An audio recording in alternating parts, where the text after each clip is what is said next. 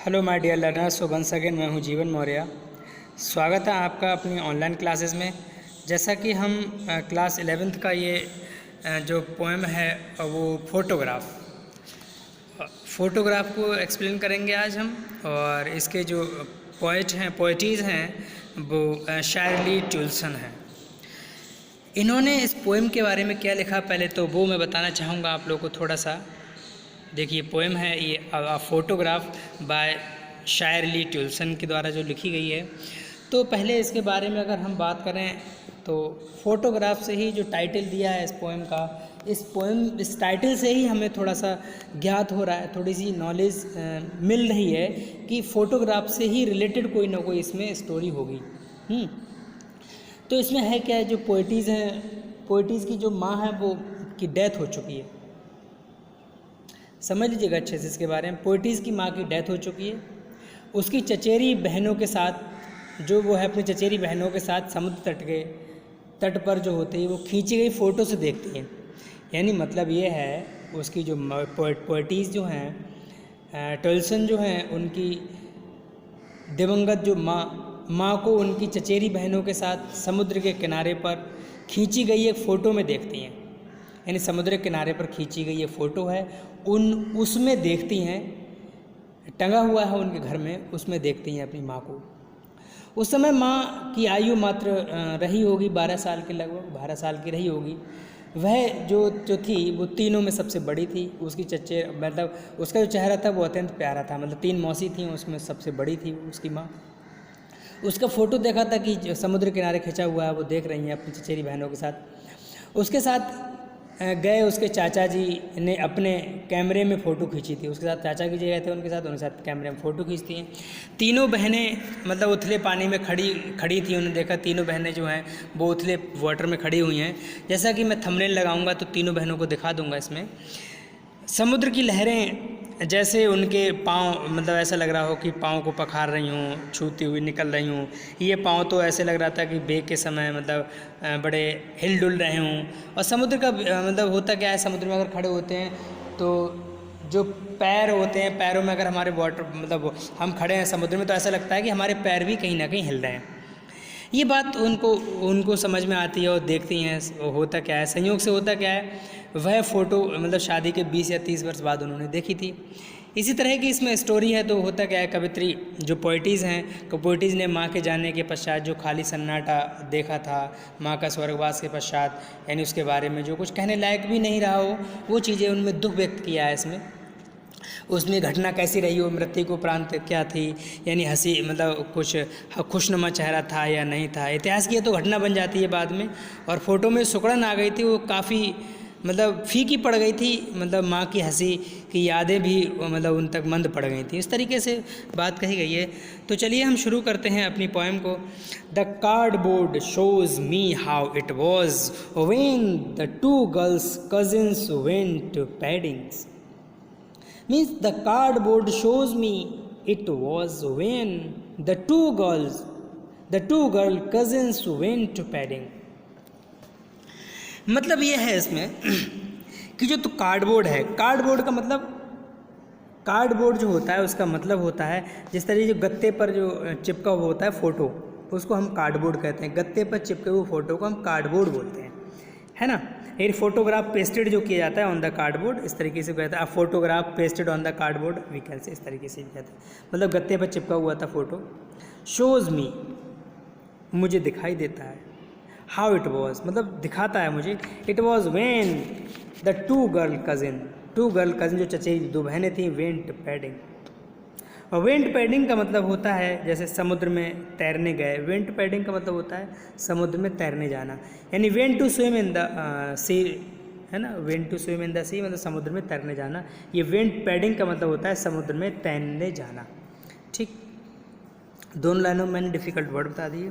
इसका मतलब होता है गत्ते पर जो चिपका चित्र से ऐसा मालूम होता है कि मेरी जो 2 चचेरी बहनें हैं, मेरी माँ का एक एक हाथ पकड़े समुद्र में तैरने जा रही हैं। मतलब जो गर्ल है वो जा रही, ईच वन होल्डिंग, पकड़े हुए ऑफ माई मदर्स हैंड। उन्होंने सोचा कि मेरी जो दोनों बहनें हैं, मौसी हैं, वो मतलब मेरी माँ का एक एक हाथ पकड़े हुए जा रही हैं। ये ऐसा फोटो में प्रतीत हो रहा है। बात से समझ लीजिएगा, यानी गत्ते पर चिपके चित्र से ऐसा प्रतीत हो रहा है कि मेरी दो चचेरी बहनें मेरी माँ का एक एक हाथ पकड़े हुए समुद्र में तैरने जा रही हैं। ठीक, यानी मेरी यहाँ का ईच वन होल्डिंग हैंड्स, मतलब होल्डिंग हैंड्स का मतलब होता है holding one of my hands, मतलब मेरी माँ का एक हाथ पकड़े हुए, मतलब दोनों बहनों ने एक हाथ पकड़ लिया था, समुद्र में तैरने जा रही हैं। आई होप ये आपको तीनों लाइनें समझ में आ गई होंगी। हम नेक्स्ट की तरफ बढ़ते हैं। And she the big girl some 12 years और सो, मतलब अब ये कहना चाह रहा है सम 12 years हो, मतलब ये है कि जो तैरने जा रही हैं तो कोई 12 वर्ष पहले मेरी माँ चचेरी बहनों से बड़ी थी, मतलब ये है some 12 years so, some 12 years and she big, यानी जो मेरी माँ थी शी द बिग बड़ी थी, सम 12 years 12 साल, यानी मतलब ये है कहने का पोइट का मतलब, ये पोइटिस जो वो ये कह रही हैं कि कोई 12 साल पहले मेरी माँ मेरी चचेरी बहनों से बड़ी थी, मतलब 12 साल पहले जो थे मेरी जो माँ थी वो मेरी चचेरी बहनों से बड़ी थी। ठीक, ये बात समझ में आ गई होगी। All three stood still, still मतलब खड़े रहना, motionless, smile through their hair at the uncle with the camera, मतलब at the uncle with the camera का मतलब ये है, मतलब at the uncle with the camera, मतलब कैमरा जो था अंकल के साथ था, मतलब ये है कैमरा अंकल के साथ था, बिल्कुल शांत खड़े हुई हैं, यानी थ्रो देयर हेयर, उनके बालों से देखिए क्या प्रतीत होता है, मतलब ये है कि वे समुद्र में तीनों कैसे खड़ी थी, शांत खड़ी थी।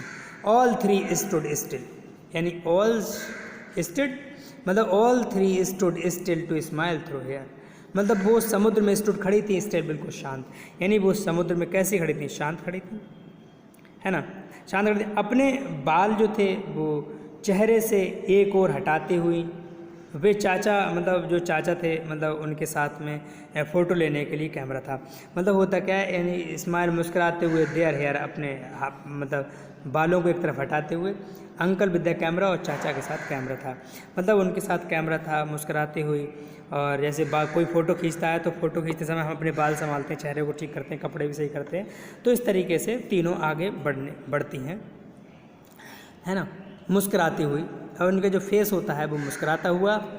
माई mother's that was before I was born, मतलब ये है कि जब मैं I was born, that was before I born, मतलब जन्म से, मेरे जन्म से पहले की बातें हैं ये सब। और एंड द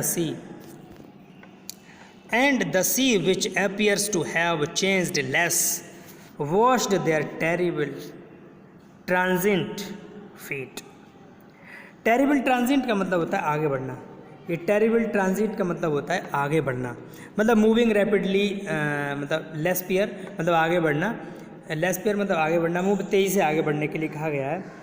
और मतलब उनका मतलब ये है कहने का कि समुद्र में होता क्या है, मुस्कुराते हुए आगे बढ़ रहे हैं समुद्र में, जिसमें बहुत ही कम परिवर्तन होता है, उन तीनों के आगे बढ़ते पैरों को धो रहा था, यानी जो समुद्र था वो which appears to have changeless, ऐसा लग रहा था बहुत कम परिवर्तन हो रहा है। वॉश्ड धो रहा है, टेरिबल ट्रांजिट मतलब तीनों के जो पैर हैं वो धो रहा है, मतलब फीट को ट्रांजिट से फीट को मतलब कहना चाहिए आगे बढ़ते हुए कदम, यानी टेरिबल ट्रांजिट मतलब आगे बढ़ते हुए कदमों को धो रहा है, मतलब समुद्र जो है वो आगे बढ़ते हुए समुद्र जो आगे बढ़ते हुए कदमों को धो रहा है, मतलब ये है जब समुद्र, ऐसा लग रहा है कि समुद्र का पानी जब लहरें आ रही हैं तो पैरों पर आ रही हैं, मतलब उछल रही हैं पैरों पर, तो ऐसा लग रहा है कि समुद्र जो है उनके आगे बढ़ते हुए कदमों को धो रहा है।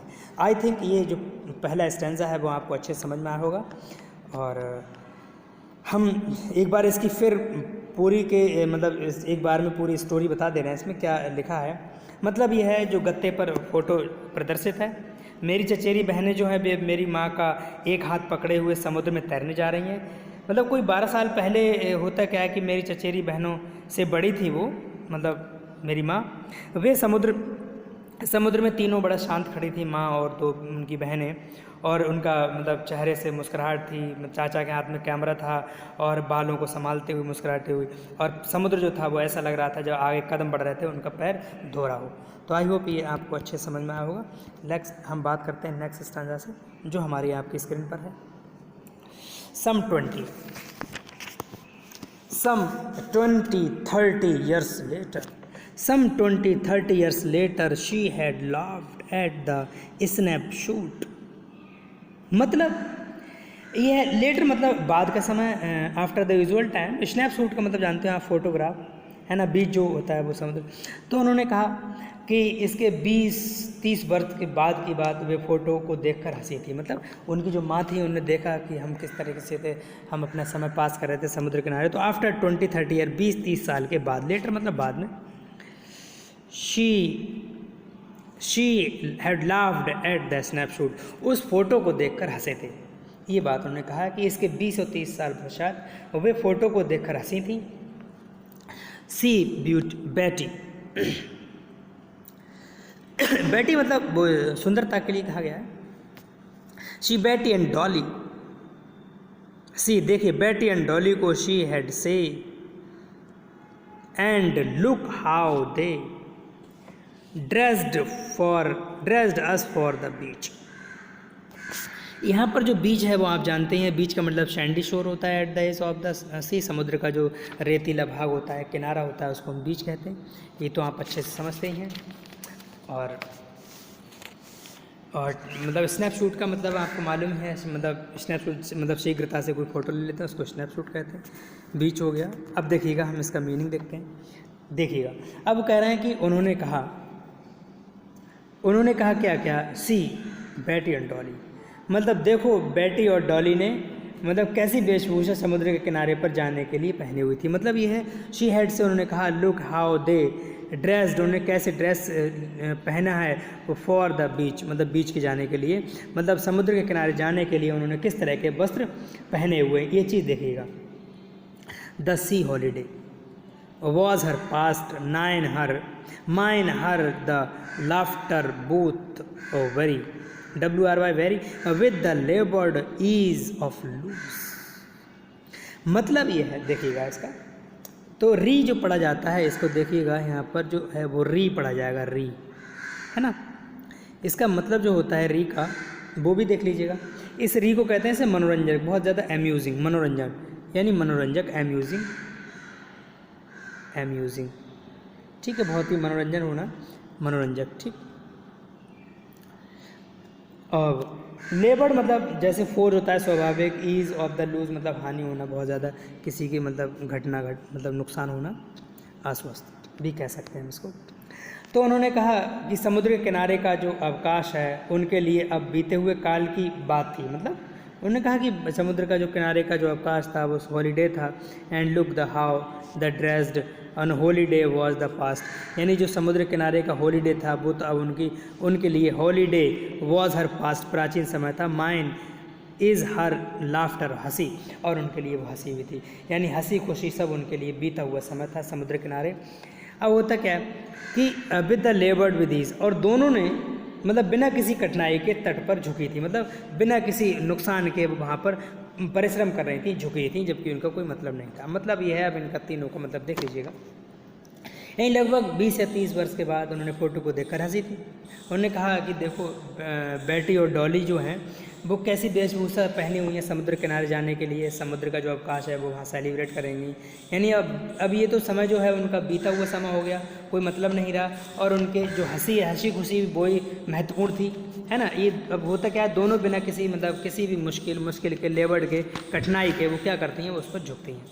तो आई होप ये भी आपको समझ में आया होगा। हम थर्ड और लास्ट संज्ञा की तरफ चलते हैं। देखिए, now she has been dead nearly as many years as that girl lived, and of this circumstances there is nothing to say at all, it's silences. मतलब सर्कमस्टांसेस होता है जैसे परिस्थितियाँ, नियरली मैनी सर्कमस्टांसेस बहुत सारी परिस्थितियाँ, और एट ऑल ये सभी के लिए, साइलेंस मतलब शांति, सांत्वना।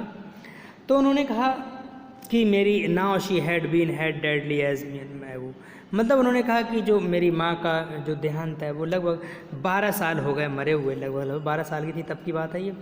तो 12 साल हो गए, और उनकी मृत्यु से संबंधित उन्होंने कहा एज शी गर्ल लिव्ड, जब वो रहती थी, और उनकी मृत्यु से संबंधित कोई तथ्य भी नहीं था। यानी एंड फॉर दिस सर्कमस्टांसेस, मतलब इन परिस्थितियों से संबंधित को देयर इज़ नथिंग से एट ऑल, मतलब देयर इज़ नथिंग से ऑल एट ऑल, इन परिस्थितियों से संबंधित यानी उनकी मृत्यु से संबंधित there is nothing to say at all, उनके बारे में कुछ नहीं कहा जा सकता, उनकी मृत्यु कैसे हुई थी, उनके तथ्य के बारे में बिल्कुल कुछ भी नहीं पता था।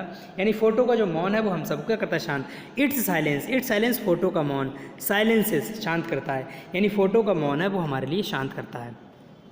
फिर समझ लीजिएगा इसका मतलब ये है, कह रहा है मेरी माँ को मरे हुए लगभग 12 साल हो गए, नियर एज 12 साल हो गए, और उनकी मृत्यु संबंधित मृत्यु कैसे हुई थी उस संबंधित कुछ भी नहीं कहा जा सकता और ना ही कोई हमारे पास साक्ष्य है।